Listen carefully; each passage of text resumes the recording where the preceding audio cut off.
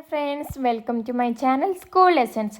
ഇന്നത്തെ വീഡിയോയിൽ നമ്മൾ ഡിസ്കസ് ആക്കുന്നത് 5th സ്റ്റാൻഡേർഡിൻ്റെ സോഷ്യൽ സയൻസിലെ 7ാമത്തെ യൂണിറ്റായ ട്രാൻസ്പോർട്ടേഷൻ ആൻഡ് കമ്മ്യൂണിക്കേഷൻ്റെ പാർട്ട് 2 ആണ്. പാർട്ട് 1 നമ്മൾ ഓൾറെഡി നമ്മുടെ ചാനലിൽ നമ്മൾ അപ്ലോഡ് ചെയ്തിട്ടുണ്ട്. അത് കാണാത്തവർ പോയി കാണാം. സോ നമ്മൾ മോഡ് ഓഫ് ട്രാൻസ്പോർട്ട് ആയിരുന്നു ഡിസ്കസ് ആക്കിയിരുന്നത്. അതിലിനി അടുത്തതായിട്ട് പറയേണ്ടത് എയർ ട്രാൻസ്പോർട്ട് എന്നുള്ള ടോപ്പിക്കാണ്. ബോക്സിലുള്ളത് നോക്കാം. ജാക്യൂസ് എന്ന് പറഞ്ഞ ആൾ ഫ്രാൻസിലെ ഒരു പേപ്പർ ഫാക്ടറിൻ്റെ ഉടമസ്ഥനായിരുന്നു. അങ്ങനെ അയാളുടെ വൈഫ് ഇട്ട് നനഞ്ഞ തുണി ഉണങ്ങാൻ വേണ്ടിയിട്ട് അതിൻ്റെ അടിയിൽ ചെറിയൊരു ഒരു തീ കൊടുത്തു. അത് ഈ നനഞ്ഞ തുണിയുടെ അടിയിൽ തീ കൊടുത്തപ്പം എന്താ സംഭവിച്ചതെന്ന് വെച്ചാൽ അത് ആകാശത്തേക്ക് പറക്കാൻ തുടങ്ങി. ഇത് കണ്ട് നമ്മുടെ ജാക്യൂസ് സർപ്രൈസായി, അതിശയിച്ചു. ഈ ഒരു കാഴ്ച അയാളെ കുറേ ചിന്തിപ്പിച്ചു. അങ്ങനെ അയാൾക്ക് നെക്സ്റ്റ് കുറച്ച് ദിവസത്തേക്ക് അയാൾക്ക് ഒരു റെസ്റ്റ് ഉണ്ടായിരുന്നില്ല. അങ്ങനെ അദ്ദേഹം അയാളുടെ ബ്രദർ ജോസഫിൻ്റെ സഹായത്താൽ ഒരു ബലൂൺ നിർമ്മിച്ചു. എന്നിട്ട് അതിൽ ഹോട്ട് എയർ നിറച്ചിട്ട് അങ്ങനെ ആകാശത്തേക്ക് പറത്തി വിട്ടപ്പോൾ അത് നല്ലോണം ആകാശത്തിൻ്റെ വായുവിൽ ആകാശത്തിൻ്റെ മുകളിലേക്ക് പറക്കാൻ തുടങ്ങി. അത് കണ്ട അവർക്ക് അതിശയം തോന്നി. ബലൂണിൻ്റെ അടിയിൽ അവരുടെ വീട്ടിലുണ്ടായിരുന്ന കോഴികളെയും താറാവിനെയും ഒക്കെ വെച്ചപ്പം ഇതും ഈ ബലൂണിൻ്റെ കൂടെ അതും പറക്കാൻ തുടങ്ങി. അങ്ങനെ ഈ ബലൂണിൽ കയറി ജാക്യൂസും ജോസഫും പാരീസിലെ സിറ്റി മൊത്തം ഒരു ഹാഫ് ആൻ ഹവർ പോയി സഞ്ചരിച്ച് പറന്ന് കണ്ടു. ഇതൊരു ജസ്റ്റ് ഒരു സ്റ്റോറിയാണ്. ഇങ്ങനെ ഫസ്റ്റ് ഇതിൻ്റെ ഇൻവെൻഷനെ കുറിച്ച് ജസ്റ്റ് ഒന്ന് അറിഞ്ഞിരിക്കാൻ വേണ്ടിയിട്ട്. ഇവിടെ നിന്ന് ക്വസ്റ്റ്യൻസ് ഒന്നും വരില്ല. സോ ഇനി നമുക്ക് അടുത്ത പോർഷൻ നോക്കാം. This incident of 1783 mark the beginning of aviation. അങ്ങനെ ഏവിയേഷൻ ഇങ്ങനെ ഒരു പറക്കുന്നത് ഇങ്ങനെ കണ്ടുപിടിച്ചതിൻ്റെ തുടക്കമായിരുന്നു ഈ ഒരു സംഭവം. Balloons filled with hot air were first used by humans for aerial travel. അങ്ങനെ ഈ എയറിൽ കൂടെയുള്ള സഞ്ചാരത്തിന് വേണ്ടിയിട്ട് മനുഷ്യന്മാർ ആദ്യം ഉപയോഗിച്ചിരുന്നത് ബലൂൺസ് ആയിരുന്നു. ഇങ്ങനെ ഹോട്ട് എയർ ഫില്ലാക്കിയ ബലൂൺസ് ആയിരുന്നു ഉപയോഗിച്ചത്. പിന്നീടാണ് എയർഷിപ്സ് കണ്ടുപിടിച്ചത്. എയർഷിപ്സ് എങ്ങനെയാണെന്ന് ഈ ലാർജ് വലിയ ബലൂൺസ്, ഈ ഗ്യാസസ് നിറച്ച കുറഞ്ഞ സാന്ദ്രതയുള്ള ഗ്യാസസ് നിറച്ച ബലൂൺസ് ആയിരുന്നു ഉപയോഗിച്ചത്. ദെൻ പാരച്യൂട്ട് വന്നു. പക്ഷേ ആർക്കും ഇതങ്ങനെ എളുപ്പത്തിൽ മനുഷ്യന്മാർക്ക് ഇതങ്ങനെ എളുപ്പത്തിൽ നിയന്ത്രിക്കാൻ പറ്റിയ രീതിയിലായിരുന്നില്ല. An airplane which can be said to be the first type of today's airplane was built by American brothers Orville Wright and Wilbur Wright. നമ്മളിപ്പോൾ ഈ കാണുന്ന വിമാനത്തിൻ്റെ ആ ഒരു മോഡലിലുള്ള എയർപ്ലെയിൻ ആദ്യമായിട്ട് കണ്ടുപിടിച്ചത് ഈ അമേരിക്കൻ ബ്രദേഴ്സ് എന്നറിയപ്പെടുന്ന ഓർവിലെ റൈറ്റും വിൽബർ റൈറ്റും ആയിരുന്നു. അങ്ങനെ അവർ നിർമ്മിച്ച വിമാനത്തിന് അവർ നൽകിയിരുന്ന പേര് ഫ്ലെയർ 1 ആയിരുന്നു. അങ്ങനെ ഈ ഫ്ലെയർ 1 പറന്നുയർന്നത് ഡിസംബർ 17, 1903 നോർത്ത് കാർനോലിയയിലായിരുന്നു. പിന്നീട് നമ്മളെ ഹ്യൂമൻസ് എന്തൊക്കെ നിർമ്മിച്ചു? Helicopters, jet planes, passenger planes and supersonic aircrafts ഒക്കെ നിർമ്മിച്ചു. Air travel is a very useful mode of travel for long distance within the outside the country. അത് എയർ ട്രാവലിൻ്റെ ഒരു ഗുണമാണല്ലോ ഇവിടെ പറഞ്ഞത്. നമുക്ക് പുറം രാജ്യങ്ങളിലേക്കുള്ള ദൂരയാത്രയ്ക്ക് ഏറ്റവും ഒരു എളുപ്പമായിട്ടുള്ള ഉപകാരമായിട്ടുള്ള ഒരു മോഡ് ഓഫ് ട്രാവലാണ്, ഒരു സഞ്ചരിക്കുന്ന ഒരു ഇതാണ് എന്ത് എയർ ട്രാവൽ എന്ന് പറയുന്നത്. It is also the fastest mode of transport at present. ഇപ്പോൾ ഉള്ളതിൽ ഏറ്റവും സ്പീഡ്, നല്ല വേഗത കൂടിയുള്ള ഒരു ട്രാൻസ്പോർട്ടുമാണ് air transport. The air transport system is also widely used for military purpose. Military കാര്യങ്ങൾക്ക് വേണ്ടിയിട്ട് അധികമായിട്ട് ഉപയോഗിക്കുന്നത് എയർ ട്രാൻസ്പോർട്ട് സിസ്റ്റമാണ്. സോ ഈ 3 പോയിൻറ്റ്സും ലൈൻ ചെയ്ത് വെക്കുക, ഇത് ഇമ്പോർട്ടൻ്റ് ആണ്. ഇവിടെ അഡ്വാൻറ്റേജസ് ഓഫ് എയർ ട്രാൻസ്പോർട്ട് പറയുന്നുണ്ട്. എയർ ട്രാൻസ്പോർട്ടിൻ്റെ ഗുണങ്ങൾ അത് നമ്മൾ മേലെ പാരഗ്രാഫിൽ പറഞ്ഞ പോയിൻറ്റ്സ് നമുക്കിവിടെ എഴുതാം. ഫാസ്റ്റസ്റ്റ് മോഡ് ഓഫ് ട്രാൻസ്പോർട്ട്, ഏറ്റവും വേഗത കൂടിയുള്ള ഒരു ട്രാൻസ്പോർട്ടാണിത്. Connects countries of different continents and makes the earth a global village. വ്യത്യസ്ത രാജ്യങ്ങളെയൊക്കെ ബന്ധിപ്പിച്ചിട്ട് ഭൂമിയെ ഒരു ഗ്ലോബൽ വില്ലേജ് ആക്കുന്നു, ഒരു ആഗോള ഗ്രാമമാക്കി മാറ്റുന്നുണ്ട്. Used for national defence service. ദേശീയ പ്രതിരോധ സേവനത്തിനും ഉപകാരമുള്ളതാണ്. സോ നല്ല സ്പീഡാണ്, ഡിഫറെൻറ്റ് രാജ്യങ്ങളെ കണക്റ്റ് ചെയ്യുന്നുണ്ട്, മിലിറ്ററി സർവീസിനെ ഉപയോഗിക്കുന്നുണ്ട്. ഇതൊക്കെ പിന്നെ പഠിച്ചു വെക്കുക.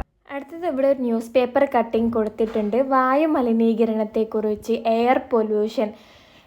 വായു മലിനീകരണം കാരണം schools and college closed in Delhi. ഡൽഹിയിലെ സ്കൂൾസും കോളേജും അടച്ചു.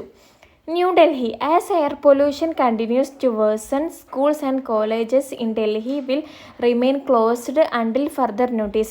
ഒരു അറിയിപ്പ് ഉണ്ടാകുന്നത് വരെ ഈ അമിതമായിട്ടുള്ള പൊല്യൂഷൻ കാരണം ഡൽഹിയിലുള്ള സ്കൂൾസും കോളേജും അടച്ചിരിക്കുകയാണ്. The ban on construction activities has also been extended. നിർമ്മാണ പ്രവർത്തനങ്ങളും നീട്ടിവെച്ചു. The government has advised employees to avoid private vehicles and use public transport system. Private ആയിട്ടുള്ള വാഹനങ്ങൾ ഉപയോഗം നിർത്തിയിട്ട് പബ്ലിക് ട്രാൻസ്പോർട്ട് സിസ്റ്റം ഉപയോഗിക്കാൻ പറഞ്ഞു. സ്വന്തം നമ്മളുടെ വാഹനങ്ങളൊക്കെയുടെ ഉപയോഗങ്ങൾ നിർത്തി വെച്ചിട്ട് നമ്മുടെ പൊതുഗതാഗത സംവിധാനം ഉപയോഗിക്കാൻ പറഞ്ഞു. Haven't you noticed this news? നിങ്ങൾ ഈ വാർത്ത ശ്രദ്ധിച്ചോ? Why have the employees been advised to avoid private vehicles and use public transport system? എന്തിനാണ് തൊഴിലാളികളോട് അവരുടെ സ്വകാര്യ വാഹനങ്ങളുടെ ഉപയോഗം നിർത്തി പൊതുഗതാഗത സംവിധാനം ഉപയോഗിക്കാൻ പറഞ്ഞത്? ഈ എയർ പൊല്യൂഷൻ, വായു മലിനീകരണം എന്തുകൊണ്ടുണ്ടാകും? നമ്മുടെ ഈ അമിതമായ വാഹനങ്ങളുടെ ഉപയോഗങ്ങൾ കൊണ്ടുണ്ടാകും. അതുകൊണ്ട് തന്നെ ഈ വാഹനങ്ങളുടെ ഉപയോഗം കുറയ്ക്കാൻ വേണ്ടിയിട്ടാണ് പ്രൈവറ്റ് വെഹിക്കിൾസിൻ്റെ ഉപയോഗം നിർത്തിവെച്ച് പബ്ലിക് ട്രാൻസ്പോർട്ട് സിസ്റ്റം ഉപയോഗിക്കാൻ പറഞ്ഞത്. ഇവിടെ താഴെ നിങ്ങൾക്ക് 3 പിക്ചർ തന്നിട്ടുണ്ട്, ചിത്രങ്ങൾ തന്നിട്ടുണ്ട്. ഇതിൽ ഫുൾ ഓഫ് വാഹനങ്ങളാണല്ലേ, കുറേ വാഹനങ്ങളാണ്. വാഹനത്തിന് പൊല്യൂഷൻസ്, മലിനീകരണം, പുക പോകുന്നതൊക്കെ നമുക്ക് കാണാം. What are the consequences of N increased number of vehicles? ഈ വാഹനങ്ങളുടെ അമിത ഉപയോഗം എന്തൊക്കെ പ്രശ്നങ്ങളാണ് ഉണ്ടാക്കുന്നത്? Increased traffic congestion. എന്താണ് നമുക്കറിയാലേ, ട്രാഫിക് കൂടും. എയർ പൊല്യൂഷൻ, നല്ലോണം വായു മലിനീകരണം ഉണ്ടാവും. നോയ്സ് പൊല്യൂഷൻ, ശബ്ദ മലിനീകരണം, ഹെൽത്ത് പ്രോബ്ലംസ്, ഇതൊക്കെ കാരണം നമുക്ക് കുറേ ആരോഗ്യ പ്രശ്നങ്ങൾ ഉണ്ടാവും. ഹൈ ട്രാഫിക് ആക്സിഡൻറ്റ്സ്, അതുകൊണ്ട് കുറേ അപകടങ്ങൾ ഉണ്ടാവും. Limited parking space reduces safety for pedestrians and bicyclist. അതായത് കാൽനടക്കാരുടെയും ഈ ബൈസിക്കിളിസ്റ്റിൻ്റെയും ഒക്കെ സേഫ്റ്റി, സുരക്ഷ കുറയ്ക്കും. എന്ത്? പാർക്കിംഗ് സ്പേസിൻ്റെ കുറവ്. അവിടെ ഇത് ഇമ്പോർട്ടൻ്റ് ആയിട്ട് മാർക്ക് ചെയ്ത് വെക്കുക. ദെൻ നമുക്ക് അവിടെ 2 പോയിന്റ്സ് കൂടി എഴുതി ചേർക്കാം. Increases stress. ഈ പൊല്യൂഷനും മലിനീകരണവും ഈ ട്രാഫിക്കൊക്കെ വർദ്ധിക്കുന്നതോട് കൂടി നമ്മുടെ മെൻ്റൽ സ്ട്രെസ്സും കൂടും അല്ലേ? നമുക്ക് എഴുതാൻ പറ്റിയ അടുത്തൊരു പോയിൻ്റാണ് ക്ലൈമറ്റ് ചേഞ്ച്. കാലാവസ്ഥയുടെ മാറ്റം. ഈ പൊല്യൂഷനും മലിനീകരണമൊക്കെ കാരണം അത് നമ്മുടെ ക്ലൈമറ്റിനെയും കൂടി ബാധിക്കും. ഇത്രയും കാര്യങ്ങളാണ് നമ്മുടെ ട്രാൻസ്പോർട്ടുമായിട്ട് ബന്ധപ്പെട്ട് നമുക്ക് പഠിക്കാനുള്ളത്. ഇനി നമ്മുടെ അടുത്ത ടോപ്പിക്കാണ് കമ്മ്യൂണിക്കേഷൻ, ആശയവിനിമയം. Communication is the transfer of information from one place or one person to another place or person. ഒരു സ്ഥലത്തിൽ നിന്നോ ഒരു വ്യക്തിയിൽ നിന്നോ മറ്റൊരു സ്ഥലത്തേക്കോ മറ്റൊരു വ്യക്തിക്കോ ഉള്ള ഈ വിവരങ്ങളുടെ കൈമാറ്റത്തെയാണ് നമ്മൾ ആശയവിനിമയം, കമ്മ്യൂണിക്കേഷൻ എന്ന് പറയുന്നത്. ഈ ഒരു ലൈൻ അണ്ടർലൈൻ ചെയ്ത് വെക്കാം. What is communication? എന്താണ് ആശയവിനിമയം എന്ന് ചോദിച്ചാൽ നമുക്ക് ഈ ഒരു വരി എഴുതാം. ഒരു വ്യക്തിയിൽ നിന്ന് മറ്റൊരു വ്യക്തിയിലേക്കോ ഒരു സ്ഥലത്ത് നിന്ന് മറ്റൊരു സ്ഥലത്തേക്കോ ഉള്ള വിവരങ്ങളുടെ കൈമാറ്റത്തെയാണ് നമ്മൾ കമ്മ്യൂണിക്കേഷൻ എന്ന് പറയുന്നത്. പണ്ട് കാലത്ത് മനുഷ്യന്മാരുടെ ആശയവിനിമയത്തിനായി അവർക്ക് അനുസരിച്ചുള്ള കുറേ മാർഗങ്ങൾ അവർ കണ്ടുപിടിച്ചിരുന്നു. How do we communicate? നമ്മളിപ്പം എങ്ങനെയാണ് കമ്മ്യൂണിക്കേറ്റ് ചെയ്യുന്നത്? ഒരുപാട് മാർഗങ്ങളുണ്ടല്ലേ. ത്രൂ കോൺവെർസേഷൻ, നമ്മൾ സംസാരത്തിലൂടെ ആശയവിനിമയം നടത്തുന്നുണ്ട്. ത്രൂ റൈറ്റിംഗ്, നമ്മൾ എഴുതി ലെറ്റേഴ്സൊക്കെ എഴുതിങ്ങാണ്ട്. ഓവർ ദി ഫോണിലൂടെ. ദെൻ നമുക്ക് അവിടെ 3 പോയിന്റ്സും കൂടി എഴുതി ചേർക്കാം. Over the radio, over the TV, over the news paper. പത്രങ്ങളും TVയും റേഡിയോ ഒക്കെ നമ്മൾ ആശയവിനിമയത്തിനായി ഉപയോഗിക്കുന്ന മറ്റുള്ള സംവിധാനങ്ങളാണ്. ഓക്കെ, സോ ഇതും പഠിച്ചു വെക്കുക, ഇമ്പോർട്ടൻ്റ് ആണ്. ദെൻ അടുത്ത question, how could one person communicate an idea to another at a time when there were no languages, symbols or writing? ഒരു സിംബലുകളോ ഒരു ഭാഷയോ ഒരു എഴുതാനറിയോ ഒന്നും ചെയ്യാത്ത കാലത്ത് എങ്ങനെയായിരുന്നു ആളുകൾ തമ്മിൽ ആശയവിനിമയം നടത്തിയിരുന്നത്? ആംഗ്യങ്ങൾ കാണിച്ച് ത്രൂ ജസ്റ്റേഴ്സ് എന്ന് പറഞ്ഞാൽ ആംഗ്യങ്ങൾ കാണിച്ചുകൊണ്ട് ആശയവിനിമയം നടത്തിയിരുന്നു. പിന്നെ ബൈ മേക്കിംഗ് സ്പെസിഫിക് സൗണ്ട്സ്, പ്രത്യേകതരമായിട്ടുള്ള ശബ്ദങ്ങൾ ഉണ്ടാക്കിയിട്ട് ആശയവിനിമയം നടത്തിയിരുന്നു. ദെൻ ഫേഷ്യൽ എക്സ്പ്രഷൻസ് എന്ന് നമുക്ക് എഴുതാം. ഫേഷ്യൽ എക്സ്പ്രഷൻസ് എന്ന് പറഞ്ഞാൽ നമ്മളെ മുഖത്തുള്ള ഭാവങ്ങൾ, അതായത് ദേഷ്യമാണെങ്കിലും സങ്കടം, സന്തോഷമൊക്കെ അത് നമ്മുടെ മുഖത്തുള്ള ഭാവങ്ങൾ അനുസരിച്ച് ആശയവിനിമയം നടത്തിയിരുന്നു. ദെൻ ബോഡി ലാംഗ്വേജസിൽ വരുന്നതാണ് നമ്മൾ ഒരാളെ ടച്ച് ചെയ്യുന്നതൊക്കെ. ഒരാളെ ടച്ചിലൂടെ നമ്മൾ ഒരാളെ തൊട്ടും കണ്ട് അങ്ങനെ നമ്മുടെ കാര്യങ്ങളൊക്കെ മനസ്സിലാക്കിയിരുന്നു. സോ ഈ 2 പോയിന്റ്സ് കൂടി അവിടെ എഴുതി വെക്കുക. ഇനി അടുത്ത പോർഷൻ നോക്കാം. Early human expressed there ideas through body and facial movements. പണ്ടുള്ള ആൾക്കാർ അവരുടെ ഐഡിയാസ്, അവരുടെ വിവരങ്ങളൊക്കെ കൈമാറ്റം ചെയ്തിരുന്നത്, പ്രകടിപ്പിച്ചിരുന്നത് അവരുടെ ബോഡിയിലും ശരീരത്തിലും ഫേഷ്യൽ മൂവ്മെൻറ്റ്സും മുഖത്തുള്ള ഭാവങ്ങളുടെ മാറ്റവും പിന്നെ സൗണ്ട്സും ശബ്ദങ്ങളും ഒക്കെ അനുസരിച്ചായിരുന്നു. Later they used fire and smoke as signs to communicate ideas to those in distant places. Then ദൂരത്തുള്ളതാണെങ്കിൽ അവർ എന്താ പറയുക, ഈ തീ, ഫയർ, പിന്നെ സ്മോക്ക്, പുകയൊക്കെ ആശയവിനിമയത്തിനായിട്ട് ഉപയോഗിച്ചിരുന്നു. അതായത് അവർ ഇപ്പോൾ ഈ ആൾക്കാർ ഇന്ന സ്ഥലത്ത് നിന്നുണ്ടെന്ന് അറിയിക്കാൻ നമ്മളിപ്പം തീ കാണിക്കുകയാണെങ്കിൽ നമുക്ക് ദൂരത്ത് നിന്നും തന്നെ ആ ഒരു തീയുടെ വെളിച്ചം കാണാൻ കഴിയും. അല്ലെങ്കിൽ പുകയാണെങ്കിൽ ഏറ്റവും ദൂരത്ത് നിന്നും വളരെ അകലെ നിന്നും നമുക്ക് ആ പുക പോകുന്നത് കാണാം. അങ്ങനെ നമുക്ക് ആൾക്കാർ അവിടെ ഉണ്ടെന്നോ അങ്ങനെ എന്തെങ്കിലും ആശയവിനിമയം നടത്താനായിട്ട് കഴിയും. ചരിത്രം പറയുന്നത് ആൾക്കാർ 30,000 കൊല്ലം മുന്നെയാണ് ഈ സിംബൽസ് ഒക്കെ ഉപയോഗിക്കാനായിട്ട് തുടങ്ങിയത്. Paintings on the walls of caves in ancient times are examples of communication during that era. പണ്ടത്തെ ഒരു കാലത്ത് ഈ പെയിൻറ്റിങ്സും ഈ ചുമരിലുള്ള പെയിൻറ്റിങ്സും കേവ്സ്, പാറകളിലുള്ള പെയിൻറ്റിങ്സൊക്കെ എന്തിൻ്റെ ഭാഗമായിട്ടായിരുന്നു? ഈ കമ്മ്യൂണിക്കേഷൻ, ആശയവിനിമയത്തിൻ്റെ ഭാഗമായിരുന്നു. Symbols and pictures were used to express ideas easy. ഓരോ സിംബൽസും ചിത്രങ്ങളുമായിരുന്നു ആശയവിനിമയത്തിനായിട്ട് അന്ന് ഉപയോഗിച്ചിരുന്നത്. Developed scripts and writing. പിന്നീടാണ് ഇങ്ങനെ ഇപ്പോഴത്തെ പോലെ ഈ എഴുത്തും സ്ക്രിപ്റ്റ്സ്, അതായത് അക്ഷരങ്ങളൊക്കെ ഡെവലപ്പ് ചെയ്ത് വികസിപ്പിച്ച് വന്നത്. It is assumed that humans developed writing about 5,000 years ago. ഇത് ഏകദേശം 5000 വർഷങ്ങൾക്ക് മുന്നെയാണ് മനുഷ്യർ റൈറ്റിങ്സ്, എഴുത്ത് കണ്ടുപിടിച്ചത് എന്നാണ് പറയുന്നത്. The Sumerians were the first to develop writing. ആദ്യമായിട്ട് എഴുത്ത് കണ്ടുപിടിച്ചത് സുമേറിയൻസ് ആണ്. The script became known as cuneiform. ഈ സ്ക്രിപ്റ്റിന് പറയുന്ന പേരാണ് cuneiform. These were written on clay tablets. ഇത് കളിമണ്ണുകൊണ്ടുള്ള ബോർഡിലൊക്കെ ആയിരുന്നു. The script became known as uniform. ഈ സ്ക്രിപ്റ്റ്, ഈ കളിമണ്ണിൽ എഴുതുന്ന എഴുത്തിനെയാണ് സ്യൂണിഫോം എന്ന് പറയുന്നത്. These were written on clay tablets. ഇത് ക്ലേയിലാണ് എഴുതിയിരുന്നത്. ലൈക്ക് വൈസ് അതുപോലെ ഈജിപ്തിലുള്ള ആൾക്കാർ കണ്ടുപിടിച്ച എഴുത്തിൻ്റെ പേരാണ് ഹീറോഗ്ലിഫിക്സ്. താഴെ നമുക്ക് ഇത് രണ്ടിൻ്റെയും ഒരു ചിത്രങ്ങൾ തന്നിട്ടുണ്ട്. താഴെയുള്ള ബോക്സ് നോക്കൂ. അത് ഡിഫറെൻ്റ്, ഓരോ കാലഘട്ടത്തിലും അന്നത്തെ ആൾക്കാർ ഉപയോഗിച്ചിരുന്ന ഡിഫറെൻ്റ് ആയിട്ടുള്ള സ്ക്രിപ്റ്റ്സ് ആണ്. ഒരു കാലത്ത് കല്ലിലായിരുന്നു എഴുതിയിരുന്നത്. കൂർത്ത കല്ല് ഉപയോഗിച്ച്, കല്ലിൽ, സ്റ്റോൺ എന്ന് പറഞ്ഞാൽ കല്ല്, ദ റൈറ്റിംഗ് ഡിവൈസ്. നമ്മൾ എന്തുകൊണ്ടായിരുന്നു എഴുതിയിരുന്നത്? ഷാർപ്പ് സ്റ്റോൺ, കൂർത്ത കല്ല് കൊണ്ടായിരുന്നു എഴുതിയത്. പിന്നെ അത് എന്തിലേക്ക് മാറി? കോപ്പർ പ്ലേറ്റിൽ എഴുതാൻ തുടങ്ങി. എന്തുപയോഗിച്ച്? മെറ്റൽ സ്റ്റൈൽസ് ഉപയോഗിച്ച്, മെറ്റലുകൾ ഉപയോഗിച്ച് കോപ്പർ പ്ലേറ്റിൽ എഴുതി. ദെൻ പാം ലീവ്സിൽ സ്റ്റൈലസും നാരായം എന്ന് പറഞ്ഞാൽ ഇത് ഉപയോഗിച്ച്. ഈ സ്റ്റൈലസും നാരായം എന്ന് പറഞ്ഞാൽ പണ്ട് കാലത്ത് എഴുതാൻ ഉപയോഗിച്ചിരുന്ന ഒരു ടൂളാണ്. Okay. In the early days, horses, dogs and birds were used to carry news and messages from one place to another. പണ്ട് കാലത്ത് ഈ നായകളും ഈ ബേഡ്സ്, കിളികളും കുതിരകളും വഴിയൊക്കെ ആശയവിനിമയം നടത്തിയിരുന്നു. Image depicted here is one of the means of communication used by kings in ancient time to convey news and messages to the public.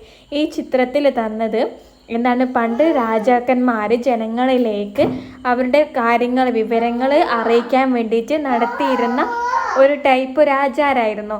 With the invention of the printing press the transmission of newses and messages became easier. ഈ printing വന്നതോടുകൂടി ഈ വാർത്തകളും മെസ്സേജസും കുറച്ച് ഇങ്ങനെ കൈമാറാൻ വേണ്ടിയിട്ട് കുറച്ചുകൂടി എളുപ്പമായി. ഈ ആശയവിനിമയം നടത്തിയിരുന്നത് 2 രീതിയിലായിരുന്നു. ഒന്ന് ഇൻ്റർപേഴ്സണൽ കമ്മ്യൂണിക്കേഷനും ഒന്ന് mass കമ്മ്യൂണിക്കേഷനും.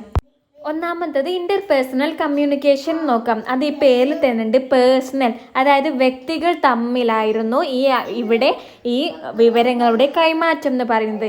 Interpersonal communication is the exchange of messages or ideas from one person to another. ഒരു വ്യക്തിയിൽ നിന്ന് മറ്റൊരു വ്യക്തിയിലേക്കായിരുന്നു ഇവിടെ വിവരങ്ങൾ കൈമാറ്റം ചെയ്യപ്പെട്ടിരുന്നത്. വ്യക്തികൾ തമ്മിൽ ആശയവിനിമയം നടത്താൻ ഉപയോഗിച്ചിരുന്ന ടൂൾസ്, ആയുധങ്ങൾ, വസ്തുക്കൾക്കാണ് നമ്മൾ ഇൻ്റർപേഴ്സണൽ കമ്മ്യൂണിക്കേഷൻ ടൂൾസ് എന്ന് പറയുന്നത്. അതിന് ഉദാഹരണമാണ് താഴെ ചിത്രത്തിൽ കൊടുത്തത്. Letters, telegraph, telephone, fax machine, email, mobile phone, ഇതൊക്കെ ഇതിൻ്റെ എക്സാമ്പിളാണ്. ഇത് പഠിച്ചു വെക്കുക. ഇൻ്റർപേഴ്സണൽ കമ്മ്യൂണിക്കേഷൻ എന്ന് പറഞ്ഞാൽ എന്താണ്, അതിൻ്റെ എക്സാമ്പിൾസ് എന്താണെന്ന് ഒരു 3 എണ്ണെങ്കിലും പഠിച്ചു വെക്കുക. ഓക്കെ.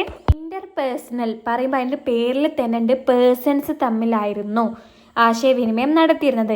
എന്നാൽ മാസ് കമ്മ്യൂണിക്കേഷൻ എന്ന് പറഞ്ഞാൽ delivery of a messages or idea to a large chunk of people, അതായത് ഒരുപാട് ആളുകളിലേക്ക് വിവരം എത്തിക്കുന്നതിനെയാണ് മാസ് കമ്മ്യൂണിക്കേഷൻ. മാസ് എന്ന് പറഞ്ഞാൽ വലുത് നോക്കുക. സോ ഒരു ഗ്രൂപ്പ് ഓഫ് ആളുകളിലേക്ക്, കുറേ ആളുകളിലേക്ക് വിവരങ്ങൾ എത്തിക്കുന്നതിനെയാണ് മാസ് കമ്മ്യൂണിക്കേഷൻ എന്ന് പറയുന്നത്. ഇതിന് വേണ്ടിയിട്ട് മാസ് മീഡിയകളായിരുന്നു ഉപയോഗിച്ചത്. അത് ഏതൊക്കെയാണെന്ന് ഇവിടെ ചിത്രത്തിൽ നോക്കാം.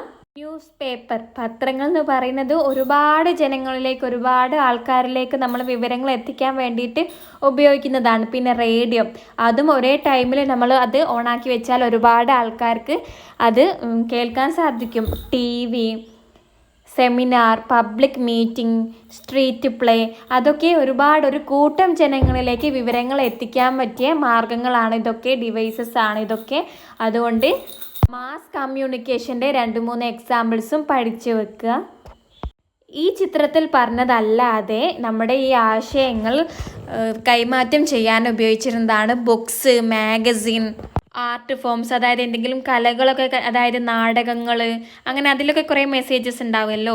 മൂവീസ്, സിനിമകൾ, അതിൻ്റെ സോഷ്യൽ മീഡിയ, അങ്ങനെ ഇതൊക്കെ അതിന് മാസ് കമ്മ്യൂണിക്കേഷൻ്റെ എക്സാമ്പിൾസിൽ വരുന്നതാണ്. ഇനി ട്രാൻസ്പോർട്ട് ആൻഡ് കമ്മ്യൂണിക്കേഷൻ്റെ കുറച്ച് ഗുണങ്ങളാണ് ഇവിടെ പറയുന്നത്. അതൊരു പ്രധാനമായിട്ട് നമ്മുടെ ഒരു ജീവിതത്തിൽ, നമ്മുടെ സൊസൈറ്റി, നമ്മുടെ സമൂഹം ഒരു ബിൽഡ് ചെയ്യുന്നതിന് വളരെ പ്രധാനമായിട്ടുള്ളൊരു റോള് തന്നെയാണ് അത് വഹിച്ചിട്ടുള്ളത്. The rapid growth of communication technology provides an opportunity for the people of the world to get together. അങ്ങനെ നമ്മുടെ ഈ ലോകത്തുള്ള ആൾക്കാരെല്ലാവരെയും ഒരുമിപ്പിക്കാൻ വേണ്ടിയിട്ട് ഈ ആശയവിനിമയം സഹായിച്ചു. This makes the world A global village. ഇത് നമ്മുടെ വേൾഡിനെ ഒരു ആഗോള ഗ്രാമമാക്കി മാറ്റി. ഈ ആശയവിനിമയം നമ്മൾ ആൾക്കാർക്കിടയിൽ സൗഹൃദം വർദ്ധിപ്പിക്കാനൊക്കെ സഹായിച്ചു. ഇതൊക്കെ ട്രാൻസ്പോർട്ട് ആൻഡ് കമ്മ്യൂണിക്കേഷൻ്റെ ഗുണങ്ങളിൽ എഴുതാൻ പറ്റുന്ന പോയിൻറ്റ്സ് ആണ്. സോ ഫ്രണ്ട്സ്, ഇത്രയും കാര്യങ്ങളാണ് നമ്മൾക്ക് ഈ ഒരു ചാപ്റ്ററിൽ പഠിക്കാനുള്ളത്. നിങ്ങൾക്ക് എന്തെങ്കിലും ഡൗട്ട്സ് കാര്യങ്ങളുണ്ടെങ്കിൽ നിങ്ങൾ കമൻറ്റായിട്ട് അറിയിക്കുക. നമ്മുടെ ചാനൽ സപ്പോർട്ട് ചെയ്യുക, സബ്സ്ക്രൈബ് ചെയ്യുക. Okay, thank you.